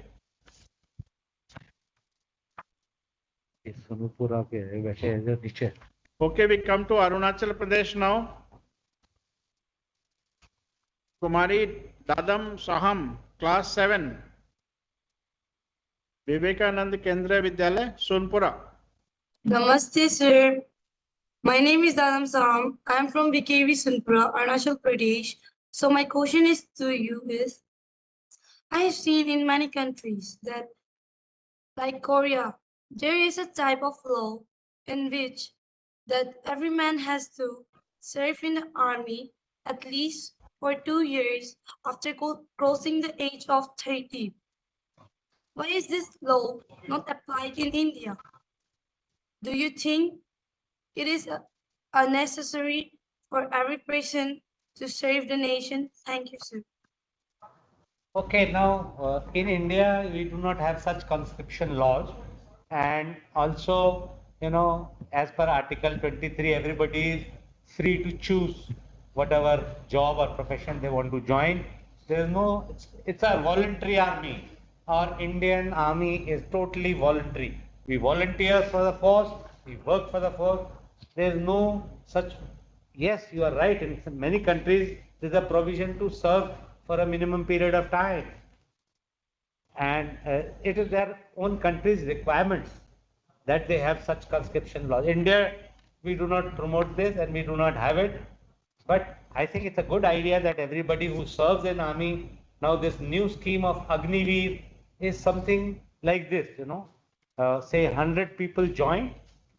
They join army as a Agniveer or Agninari. They serve for 4 to 5 years, and out of them, the best one are selected and kept. Remaining who want to go and do some other work or new profession, they are free to go. Okay, so this is one step in this direction, but it is not mandatory for anybody to serve like this. Okay? Have you understood? Thank you, sir. Yes, Adam? sir. Yes, Okay. sir. Thank you, Dadam. Bane Nyang Rome, class 7. Yes, sir. Namaste, sir. I am Banna Nayak Rome from VKV Sunpura, Arunachal Pradesh. So my question to you is, how do you feel before going to the battlefield? Oh, how do you feel? I feel very proud and very happy that I have to save lovely girls like you. My children who are all across, we are so motivated and charged up. You are our real wealth, our strength, our children. So when you are looking, you give enough motivation to us. When we go to battlefield, the motivation comes that our children back home, anywhere, right from Jammu Kashmir to Kanyakumari or to further in Mizoram, Meghalaya, we are looking after them. So if we don't do our duty, who will look after them? So you are our motivation. I hope Thank you, you sir. understood. Okay. Thank you. Yes, sir. Nabina Pertin, class 7. Namaste, sir. I'm Mibina Pradhan from Standard 7, KV Sunpura, Arunachal Pradesh. Your voice is low. Huh? Voice is low. Namaste. Voice. I'm Mibina Pradhan of Standard from KV Sunpura, Arunachal Pradesh.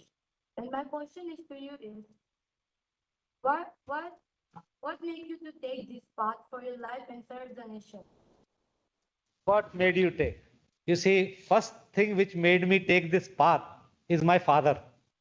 My father named my name as Vijayant, which was an Indian Army tank. So this was one biggest name. My name was the biggest motivation. Secondly, when I grew up, I told you, I saw very smart army officers moving around, and I was so inspired how smart they look in the dress and how they would be operating. Thirdly, when I saw some great war movies, I was inspired to do something to my country. And as I grew up, I told you what you said, no? She asked a question, what motivates you? Our children, our own citizens motivate us. The color, when your tiranga or your tricolor goes up, Bharat का जो झंडा है जब लहराता है, it just puts you into a motivational mood on its own. You go all around the world, whenever you see your tricolor floating, you feel so proud, so inspired. I hope I've answered you. Yes, sir. Thank you. you. Thank you. Okay. We come Yes, to sir. Haryana, Panchkula, Government Senior Secondary School, Panchkula, Haryana. Vijay. Anmol, Naveen, Mandeep Singh. Hello, sir. Hello, excuse me, sir. Okay. Ayush, Ayush Gurung, anybody wants to Yes, ask sir. a question? Open your Hello, sir. I video Gurung. and raise your hand. Open your video, raise your hand, whoever wants to ask a question. Acha, Sir. they have raised the hand, but video is not coming. Go ahead, ask. Yes, sir. Hello, sir. Yeah. Sir, good afternoon to you. My name is Ayush Gurung from Nandugaon Senior Secondary School, Namche district. And sir, my question to you is, Army is not a job. Army itself is a life. So how do you see this quote as? And so what is your message to the society? No, your question is not clear. Can you repeat the question, please? Okay, sir. There is a saying, Army is not a job. Army itself is a life. How do you see this Way of quote life. as? And so what is your message to the society? Yes, army is not a job. Job is where you want to make money. Army gives you sufficient amount of money to live a decent life. Army is a way of life, yes. You do for your country, you serve and live a life which is to give protection to your country. Yes, it gives you self-motivation to work for the country, and you feel very satisfied when you do something for your country. It's a way of life, and we adopt it.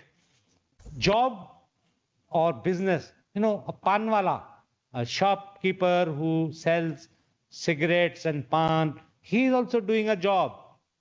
But is that what you want to do? Is that what you look at as a job? Or selling shoes is a job? Or selling something, your clothes, your jeans, whatever, consumer products. Is that a job you want to do? Way of life is where you live it.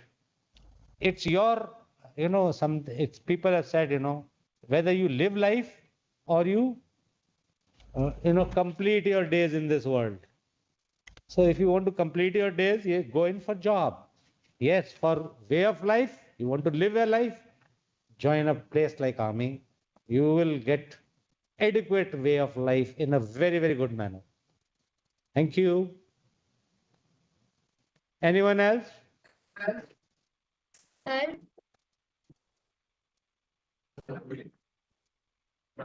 good afternoon, sir. Yeah, good afternoon. Please ask your question. If is your video opening? Yes, sir. Sir, my name is Swashati Sinha. I am a student of class 10, reading in Cambridge High School, Pachgram, Assam. Sir, my question is, if girls join armed forces, what are the differences between the assignments of girls and boys in the armed forces? Okay, as I have already brought out, there, Agni Nari, is that the scheme? Plus, you can join as an army officer, uh, going through Officers Training Academy, National Defense Academy. That is another way of joining. That is at the officer level. Apart from that, after doing your engineering, you can get into the technical arm. A lot of people, IIT, various technology people, they get into army and they contribute with high technology weapons. As a doctor, once you go and do your medicine and become a doctor, and you can join the Armed Forces Medical Corps, AMC. There, you can contribute as a doctor. RBC. RVC is Renowned Veterinary Corps, where you do your veterinary course and you can, plus MNS, Military Nursing Service. There are a lot of opportunities and ways where you can get into army. But end of the day, like as of now, we are still awaiting a green signal for infantry, which includes combat with troops in line of duty, whether in uh, facing enemy or facing in. But otherwise, in a lot of other supporting arms and services, women have already joined, and you should go through the army. This thing, what do you call? Portal, Indian Army, there you'll get a lot of opportunities which are available for you to join. Okay? Okay, sir. Thank you so much for answering my question, sir. It was such a good opportunity to interact with you, sir. Yeah, I answered about the opportunity. What opportunity? No, she's saying she's thankful that she had. Okay, okay, great. Okay, anybody else? Otherwise, we close in the session. Good afternoon, sir. Anybody else? Okay. Sir, I would like to ask my question. Yes, sir. So my question is, so what motivated you to join the army? Could you please share your experience of joining the armed forces, including how you felt after joining, whether you transformed positively after situations of extreme stress or trauma, and in such situations, have you ever felt regret, even for a fraction of a second, when you reflected on your choice of joining the armed forces? Or did it help you to gain valuable skills and experiences that benefited you to gain a rejuvenated sense of optimism in life? Please, please share your insights with the students who are eagerly inspired to join the armed forces. Thank you, sir. I think most of this question I have answered repeatedly. So my motivation, what was to join, I told you. Then when I joined, what kind of experiences I got? It made me a better person. Probably no other service or job would have given me this kind of confidence and this kind of achievement which I have today. So most of the questions I have answered. If there's anything specific you want to ask, I'll be very happy to answer you. Sir, so as an army officer, what do you consider to be like your greatest strength as a leader? Have you ever had to like convince your team to change direction from a course of action like that they were all thinking of to take? And or did you simply issue a command? How did you develop your leadership skills during your training, sir? Okay, in army, there's a selection process which already determines you. There's a service selection board which looks for basic qualities in people. All army officers, they have these basic qualities of leadership, self-confidence, maturity to deal with situation. That aspect is seen through. You must have heard Mr. Amitabh Bachchan saying that I could not qualify service selection board 2 times, but he's become a very successful actor. So It is not that everybody passes through. You need to see some basic qualities. Now, once these basic qualities are there, when you join army, you go undergo a training schedule. Then you have a troops. Like I joined Dogra regiment. Dogra regiments are troops from Himachal, Punjab, Jammu area. These people are very sturdy, hardworking. Similarly, you have Jat regiment, Punjab regiment. All this. Once you go with your men, you in the training part at unit level, you train with them. That thing you have to do professionally well in almost everything than your troops. Then it binds the troops and officers so well that he accepts you as a leader and will go anywhere and do anything, whatever you want in a right manner, righteous manner. I'm not saying I'll tell him go and kill somebody. No, they will not. But when you do certain action, they will be totally behind you and they'll make sure you will achieve whatever you want. So as an officer, that skill, when you are training in the unit or then the next thing is situation. A lot of situations come where, you take a leading role and uh, do the things. So a lot of things are there which, as per situation, as per leader, as per whatever is your resources, you do well. So that is something which you imbibe and it comes out naturally from you. Okay, sir. Thank you for your Excuse me, sir. time, sir. Thank you. Okay. Excuse me, sir. Okay, but Excuse me, sir. Sir, myself, Arman Shahriar Mazhar Bhaiya of Cambridge High School. I read in class 10. Sir, my question to you is that what is the best tribute we can offer to our dear martyrs who laid down their lives for our motherland? So what is the best tribute we can offer to the okay, martyrs? yeah. Now, best tribute how you can give to your people who have fallen for the country. Firstly, remember them. Go and do anything which you can do for the families of anybody who has done so in your neighborhood. Go and pay some respect to them. I think that is one thing. Secondly, as a remembrance to them, whatever job or work you go and do it to the best of your ability, do it honestly and truthfully. I think that is the best tribute you can do. You have to make your country great. You have to do work correctly and honestly. If you do that, that is the best tribute for them. Because they have died fighting for you, you ensure you make yourself worth dying for. Thank you. Okay, I can see the video. AP Model School, Sirwell. Anything you want to ask? Excuse me, sir. Excuse me, sir.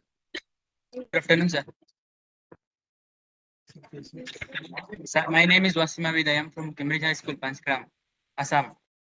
My question to you is, what message would you like to give to the new generation if they like to join the armed forces? Okay, what message would I like to give? I'll ask them to be honest, make yourself physically fit, make yourself knowledgeable. Once you are knowledgeable, you can qualify your entrance exam, whether it is for Defense Academy or even as Agniveer or whatever. If you are physically fit and you are qualified, so make yourself capable and then go in for a job. Don't go in for a job, it is a way of life. Go for the way of life. My message is that, and in no situation give up. Do the best what you can. Thank you. Good afternoon. Could you Thank you. kindly Thank you very introduce much. We Manchala are from now Andhra Pradesh to taking speak, sir? Or APRS Manchula. APMS Manchala. My name is Harika Laskar. Oh, My okay, question is APMS that Manchala. what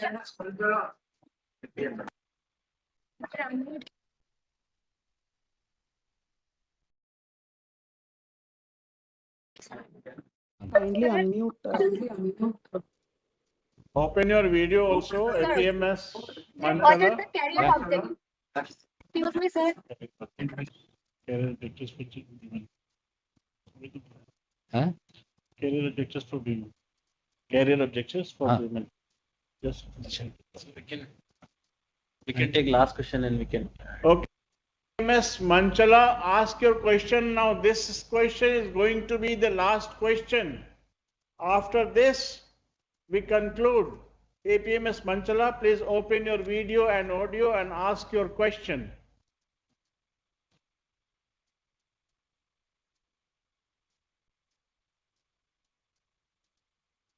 Okay. Okay. Thank you very much for joining in. We all from the Ministry of Defense once again thank Colonel Vijayan Kumar Veer Chakra for joining us in and taking on the questions from the students all over the country and giving his part of the heroic action, narrating his part of the heroic action to all the students in the country. We are grateful to you, sir. Thank you for so much. joined in. And once I would like all the students to give a big round of applause to Colonel Vijayan Kumar. Thank you, and thanks to all of you for joining in. We'll see you very soon in our next session. Thank you so much. Do well in VeerGatha Project 3. Thank you, sir. Thank you, sir. Thank you very much, sir. Thank you, sir. Thank you. Excuse me, sir. Excuse me, sir.